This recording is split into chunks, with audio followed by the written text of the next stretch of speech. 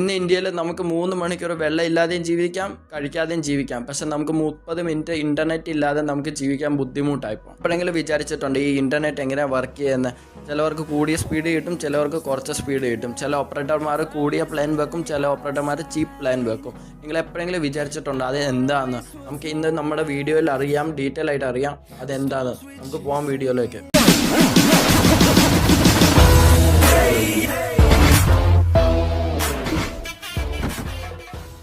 എപ്പോഴെങ്കിലും വിചാരിച്ചിട്ടുണ്ടോ നമ്മുടെ ഫോണിൽ കിട്ടുന്ന ഇൻ്റർനെറ്റ് എങ്ങനെയാണ് വർക്ക് ചെയ്യുന്നത്?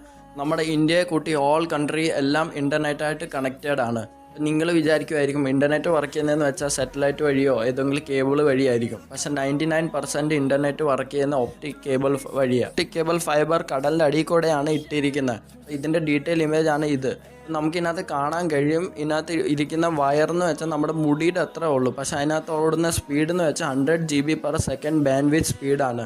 ഇത് ഈ വയർ കമ്പനി പ്രൊവൈഡ് ചെയ്യുന്ന കമ്പനിയുടെ പേരാണ് TR1. എപ്പോഴെങ്കിലും വിചാരിച്ചിട്ടുണ്ട് ഈ ജിയോ എന്താ ഇത്ര ഓഫർ ആയിരുന്നത്, ജിയോയുടെ നെറ്റിന് എന്തിനാ ഇത്ര സ്പീഡ്? അതിൻ്റെ രഹസ്യം എന്ന് വെച്ചാൽ ജിയോ ആണ് ആദ്യത്തെ ഓപ്പറേറ്റർ ഇന്ത്യയിൽ. അവരാണ് ആദ്യമായിട്ട് നമ്മുടെ ഇന്ത്യയിൽ ഒപ്റ്റിക് ഫൈബർ അവർ സ്വന്തമായിട്ട് വിരിച്ചിരിക്കുന്നത്. ബാക്കി നമ്മുടെ നോക്കിക്കഴിഞ്ഞാൽ ഐഡിയ, വോഡഫോൺ അവരൊക്കെ ഇത്ര നാളും TR1 കമ്പനിയിൽ നിന്ന് റെൻ്റ് എടുത്തുകൊണ്ടാണ് യൂസ് ചെയ്തുകൊണ്ടിരുന്നത് അവരുടെ ഒപ്റ്റിക് ഫൈബർ.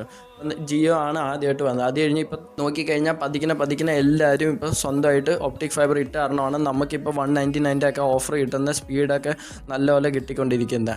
ഇന്നത്തെ വീഡിയോ ഇത്രേ ഉള്ളൂ. ഇഷ്ടപ്പെട്ടെങ്കിൽ ലൈക്ക് ചെയ്യുക, ഷെയർ ചെയ്യുക, സബ്സ്ക്രൈബ് ചെയ്യുക, ഒരു ഇത്തിരി സപ്പോർട്ടും കൂടെ ചെയ്യുക. Thank you.